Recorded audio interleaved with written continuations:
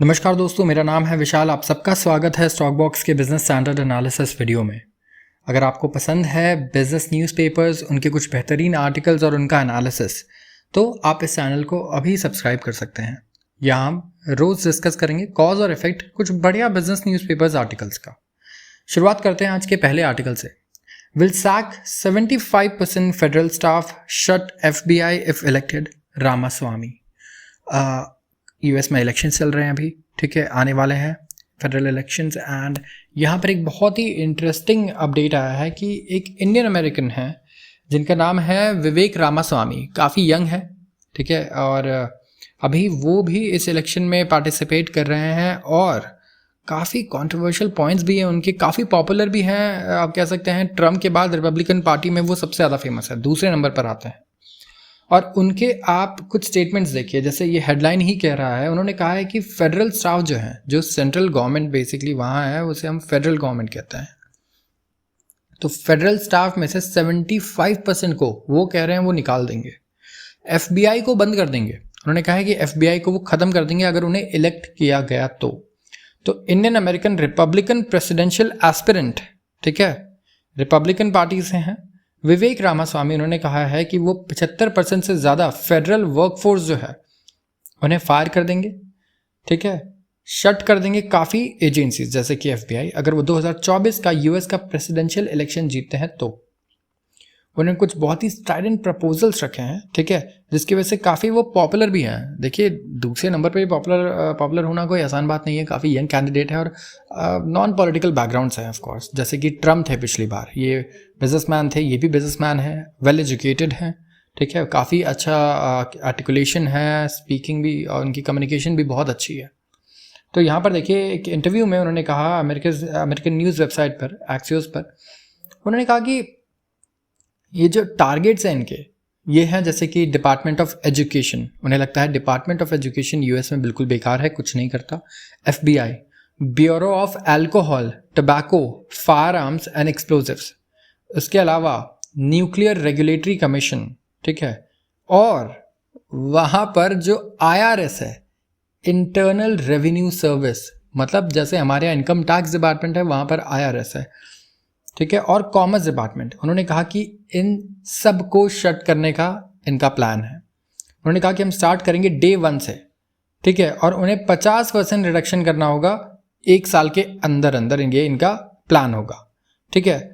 इनका ये कहना है कि वो दिमाग में रखेंगे कि जो 30% एम्प्लॉयज़ हैं वो अगले 5 साल में वैसे ही रिटायर होने वाले हैं, ठीक है।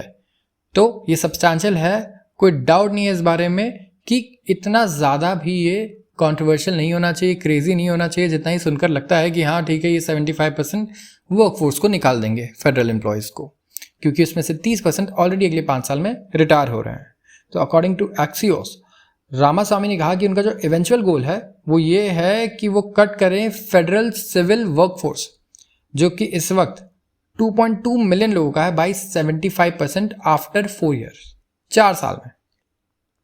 इन order to actually get this job done, इस काम को करने के लिए उनको बहुत सारे मिथ कन्फ्रंट करने हैं। जैसे कि क्या, सबसे पहले तो ये मिथ खाली दूसरे लोग नहीं, खुद उनके अपने पार्टी के लोग जो हैं, उनके साथ के लोग हैं, ठीक है, वो भी इसमें पार्टिसिपेट करते हैं। उनका ये कहना है कि ये जो मिथ्स हैं ये परपेचुएट किए जा रहे हैं in this town by advisers, member of very bureaucracy, जो ब्यूरोक्रेट्स हैं, ठीक है, जिनको ये शट डाउन करना चाहते हैं वो, ठीक है। और ये कन्फ्रंट इन्होंने कहा है करेंगे, और इतना स्ट्रेट फॉरवर्डली इतना बड़ा स्टेटमेंट देना इलेक्शन से पहले। आप इलेक्शन लड़ते टाइम ये कह रहे हैं कि आप अगर हमारे यहाँ ऐसा हो कि सेंट्रल गवर्नमेंट से हम 75% लोगों को निकाल देंगे, उसके बाद CBI बंद कर देंगे, न्यूक्लियर कमीशन बंद कर देंगे, डिपार्टमेंट ऑफ एजुकेशन बेकार है इसे बंद कर देंगे, इसके अलावा इनकम टैक्स डिपार्टमेंट को भी शट कर देंगे, ये भी बेकार है। अगर ऐसी ऐसी बातें कोई करे तो बहुत ही मुश्किल लगेगा उसका जीतना, राइट। बट वहाँ पर उल्टा है, उनकी पॉपुलैरिटी एक्चुअली और बढ़ते जा रही है। तो ये बहुत ही इंटरेस्टिंग है अगर आप देखें जो डिफरेंस है इंडियन सिटीजन्स और अमेरिकन सिटीजन्स और यहाँ की पॉलिटिक्स और वहाँ की पॉलिटिक्स के बारे में। तो ठीक है, यहाँ पर कुछ इंटरेस्टिंग चीज़ें उन्होंने बोले। उनका कहना है कि इक्विवेलेंट है of working at a company और HR department does not actually determine the rules without reporting to the CEO। HR department कोई रूल अपने आप नहीं बनाता बिना CEO को रिपोर्ट किए, तो वैसे ही फेडरल गवर्नमेंट भी है, ठीक है। वो CEO होंगे तो ये डिसीजंस वो लोग ये खुद ही लेंगे, ठीक है। और इनका जो ये पिच था, it was another echo of former president Donald Trump, ठीक है। और उनको इन्होंने ही जो है ये मॉडल किया, ठीक है, आफ्टर हिमसेल्फ, जो कि फेडरल वर्कफोर्स जो है डोनाल्ड ट्रंप भी उसमें पॉलिटिकल कंट्रोल एक्सपैंड करना चाहते थे।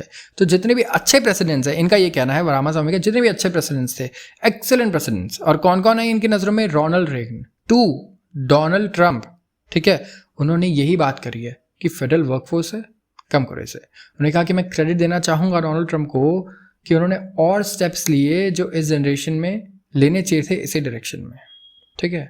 तो इनका ये भी जो है ये इम्पैक्ट जो होगा, इससे करीब करीब 22.5 लाख लोग जो काम करते हैं इस वक्त फेडरल वर्कफोर्स में, उनमें से 16 लाख लोगों की जॉब चली जाएगी। और इसके वजह से लेकिन फ़ायदा ये होगा कि बिलियंस ऑफ डॉलर्स जो हैं वो बचेंगे गवर्नमेंट के। जो इनका प्लान है कि ये किसी और तरीके से सिटीजन्स को देंगे, ठीक है, लेकिन ये इन इंस्टीट्यूशंस को नहीं देंगे, जैसे कि डिपार्टमेंट ऑफ एजुकेशन और IRS और ऐसी जो इंस्टीट्यूशंस हैं US में उन्हें। तो बहुत ही इंटरेस्टिंग डेवलपमेंट है। लेट्स सी क्या होता है। अगर डोनाल्ड ट्रंप इस वक्त इंडाक्ट हो जाते हैं यहाँ पर और नहीं लड़ पाते इलेक्शन, तो विवेक रामास्वामी बाय डिफ़ॉल्ट नंबर 2 पर है उनके बाद पॉपुलैरिटी में, तो उनके पास अच्छा खासा एज होगा। और जो बाइडन जो ऑलरेडी बहुत आप कह सकते हैं एजेड हैं, काफ़ी बूढ़े हैं, काफ़ी मजाक भी उड़ाया जाता है उन्हें चलते वक्त, जैसे आप उन्हें देखेंगे और बात करते वक्त वो भूल जाते हैं बात करते करते कि क्या बोलना है। और विवेक रामास्वामी बिल्कुल ऑपोजिट हैं, बिल्कुल यंग है, इस वक्त आई थिंक सबसे यंगेस्ट कैंडिडेट है। पिछली बार भी तुलसी गबार्ड जी जो हैं वो प्रेसिडेंशियल कैंडिडेट में थी, जो इंडियन कह सकते हैं इंडियन बैकग्राउंड से थी, एक हिंदू कैंडिडेट, इंडियन बैकग्राउंड में नहीं कहूँगा, वो थी तो वो अमेरिकन ही, इंडियन अमेरिकन भी नहीं थी, लेकिन वो हिंदू कैंडिडेट थी। और इस वक्त जो है ये हैं इंडियन अमेरिकन। तो बहुत ही इंटरेस्टिंग है, आप देखिए कि इंडियन अमेरिकन वहाँ पर जाकर इतना रोल प्ले कर रहे हैं, पॉलिटिक्स में भी इंपॉर्टेंट पार्टिसिपेट कर रहे हैं इस वक्त। और अगर वो प्रेसिडेंट बन भी जाते हैं तो ये काफ़ी कह सकते हैं अनप्रेडिक्टेड चीज़ होगी। 10 साल पहले किसी ने शायद सोचा भी नहीं होगा कि US और UK इनके हेड्स जो हैं ये इंडियन होंगे, राइट। आते हैं हम कुछ छोटे आर्टिकल्स को देखते हैं। Subway's 3 inch sandwich in park to fight inflation. Subway ने लॉन्च किया है सिर्फ 3 इंच का सैंडविच, ठीक है। पाकिस्तान में इतनी ज़्यादा महंगाई हो गई है कि पहली बार जो फास्ट फूड चेन है उसने एक मिनी वर्जन लॉन्च किया है ग्लोबली। ये जो बाइट साइज सैंडविच है जो पाकिस्तानी मेन्यूज़ पर आया और सोशल मीडिया पोस्ट पर भी, ठीक है, तो इस पर लिखा गया कि it provides value to Pakistani customers, Subway के एक स्पोक्स पर्सन ने कहा।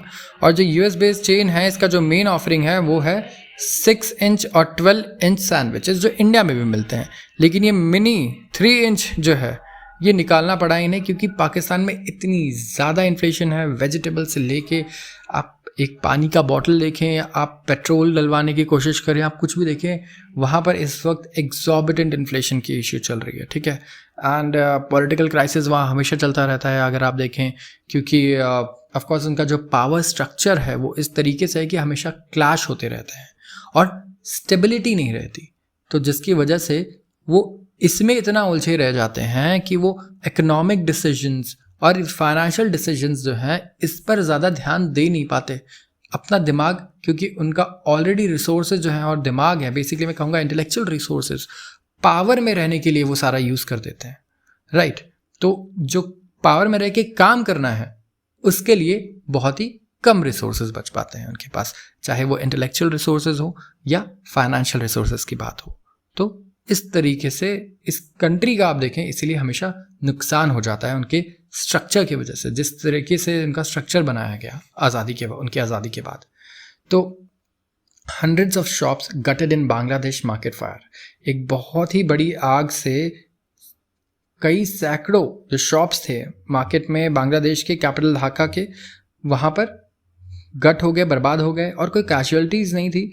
लेकिन आप देखें कि काफ़ी जो स्टोर्स थे उनका नुकसान हुआ। ऑफ कोर्स मिलिट्री फोर्सेस को आना पड़ा और फायर फाइटर्स को इस तरीके की आग को कंट्रोल करने के लिए, ठीक है। और यहाँ पर large amount of flammable items थे, कुकिंग ऑयल और प्लास्टिक जैसे। अब देखिए इंडिया में भी ये बहुत बड़ा इशू है। आप खुद सोचिए, हमारे जो व्यूअर्स हैं आज कमेंट करके बताएं कि आप में से कितने लोग ऐसे जगहों पर रहते हैं कि अगर वहाँ आग लग जाए 2-3 घरों में तो आपके घर के सामने एक फायर ट्रक आकर खड़ा हो सकता है।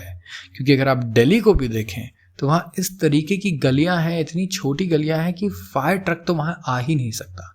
और इसीलिए जैसे बांग्लादेश में हुआ, वहाँ भी ये इशू है ऑफ कोर्स, ओवर पॉपुलेशन, जगह की बहुत कमी है, बहुत ही ज़्यादा क्लस्टर्ड है, बहुत ही ज़्यादा कंजेस्टेड है। वैसे ही इंडिया में भी ये इशू बहुत ज़्यादा है, स्पेशली कॉस्मोपॉलिटन सिटीज़ में। आप देखें, चाहे मुंबई हो, चाहे दिल्ली हो, या चाहे कोलकाता हो, जो ओल्ड प्लेसेस हैं, ओल्ड जगह हैं, वहाँ पे भी ओल्ड दिल्ली देखें, ओल्ड कोलकाता, ठीक है। जो नई जगहें बन रही हैं ऑफ कोर्स वहाँ पे रेगुलेशंस फॉलो होते हैं कहीं ना कहीं, लेकिन यहाँ पर अगर आप देखें जो पुरानी जगह है यहाँ पर बिल्कुल कोई रेगुलेशंस नहीं है, जो पहले से सेटल्ड हैं, कोई फायर फाइटर नहीं जा सकता वहाँ पर। तो ये बहुत बड़ा इशू है। तो ज़रूर आज कमेंट सेक्शन में हमें बताएं ये कि आपके यहाँ एक फुल साइज फायर ट्रक आ सकता है या नहीं घर के सामने।